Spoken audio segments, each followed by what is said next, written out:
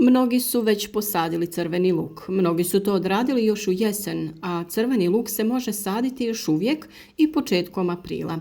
Ali treba uzeti u obzir štetnike poput lukove muhe. Ključ uspješnog uzgoja su pravilan odabir termina sadnje, dobra priprema tla, prirodna prihrana i ekološki način zaštite. Kako bi sačuvali vaš luk od napada lukove muhe, donosimo vam sve potrebne savjete. Važni su termini sjetve i termin leta same muhe. Luk najbolje uspijeva u rahlim, dobro dreniranim tlima, bogatim organskim materijama sa pH vrijednosti između 6 i 6,8.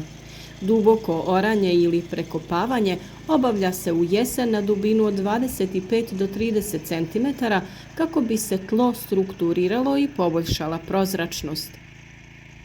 Usitnjavanje i ravnanje obavlja se pred sadnju. Tlo treba fino usitniti i poravnati kako bi luk imao dobar kontakt sa tlom. Važno je dodavanje organske materije, kompost ili zreli stajnjak poboljšavaju strukturu tla i obogaćuju ga hranjivim tvarima. Stajnjak se unosi u jesen, dok se kompost može dodati i u proljeće. Upotreba pepela je neizostavna. Pepeo je prirodan izvor kalija i pomaže u zaštiti biljaka od nekih bolesti i štetočina. Posipa se umjereno oko 100 grama po metru kvadratnom prije sadnje. A koji su to najbolji termini sadnje za izbjegavanje lukove muhe? Lukova muha polaže jaja u tlo pored biljaka od kraja aprila do početka juna, sa najvećim intenzitetom tokom toplih dana u mjesecu maju. Da bi se smanjio rizik napada, važno je odabrati pravi termin sadnje. Rana proljetna sadnja kraj marta, početak aprila. Ako vremenske prilike dozvole, sadnja kraj marta omogućava luku da ojača prije pojave prve generacije lukove muhe. Kasna proljetna sadnja, kraj maja i početak juna. Ova strategija omogućava biljkama da izbjegnu prvi nalet muhe, ali prinos može biti nešto manji. Tu je i jesenska sadnja od oktobra do novembra. Ako klima dopušta, jesenja sadnja omogućava biljkama da prezime i nastave rast u rano proljeće, prije nego što lukova muha postane aktivna. Luk se može uzgajati iz sjemena, lučica ili presadnica. Za sadnju u aprilu lučice su ipak najbolji izbor. U uzgoju luka iz sjemena smo već govorili, te o uzgoju luka u januaru i februaru kada to uslovi dozvoljavaju, pa te savjete potražite na našem kanalu. Razmak sadnje je od 10 do 15 cm unutar reda, a 25 do 30 cm između redova. Dubina sadnje je od 2 do 3 cm, a za brže nicanje neka vrh lučice lagano viri iz tla. Umjetna hranjiva nisu potrebna ako se koristi bogato organsko tlo. Prirodna prihrana uključuje kompostni čaj, to je zalijevanje biljaka razrijeđenim kompostnim čajem koji jača biljke i poboljšava otpornost na bolesti. Možete koristiti koprivinu ili gavezovu fermentiranu vodu ili njihovu kombinaciju. Ove biljne tekućine sadrže dušik iz koprive i kalij iz gaveza, te se koriste kao prihrana svako 3 sedmice. Osim kao zaštita od štetočina, pepeo nastao sagorijevanjem drveta obogaćuje tlo kalijem i smanjuje kiselost. Stvarno puno na našem kanalu govorimo o ovim prirodnim hranjivima i kako se pripremaju, pa sve vezano za to možete pronaći u odvojenom videu. Lukova muha je ozbiljna prijetnja crvenom luku jer njene ličinke oštećuju biljke i uzrokuju njihovo uvenuće i truljenje. Kako najlakše spriječiti napad lukove muhe? Plodored je jedna od najvažnijih stavki. Luk ne smije rasti na istom mjestu svake godine. Potrebno je rotirati usjeve svake 3 do 4 godine. Miješane kulture, to jest dobri i loši susjedi. Sadnja luka uz mrkvu pomaže jer miris mrkve odbija lukovu muhu, dok luk tjera mrkvinu muhu. Također, sadnja luka uz bosiljak i neven može pomoći. Općenito su korisne i biljke koje imaju jak miris, poput paradajza ili pelina.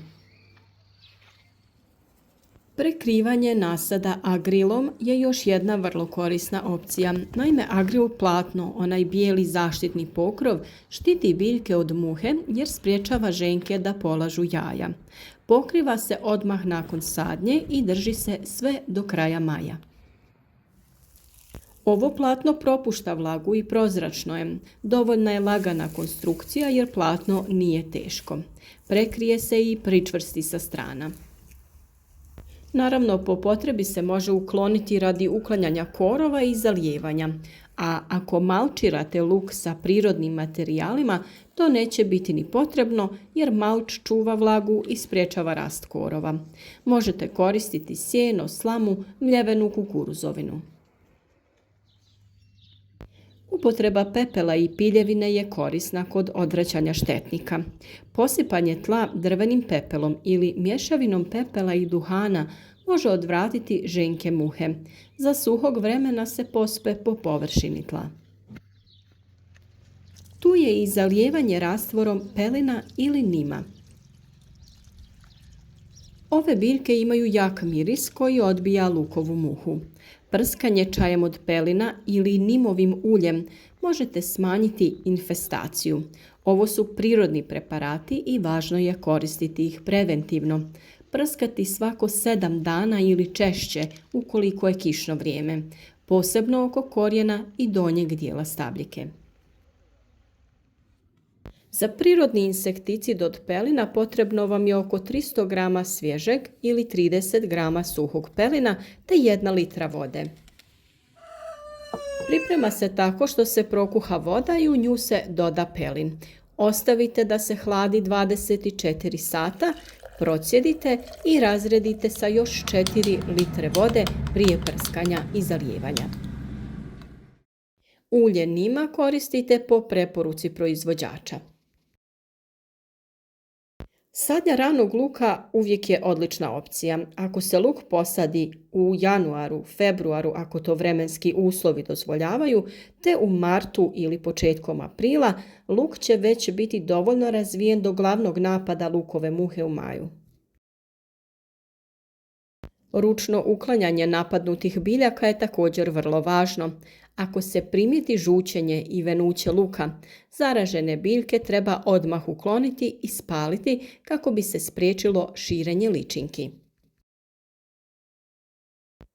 Dosta puta sam čula da vrtlari koriste zašećerenu vodu za prskanje biljaka, što nikako nije dobra ideja i nije korisno za biljke, već čak ima i suprotno djelovanje. Šećeru nije mjesto u vrtu.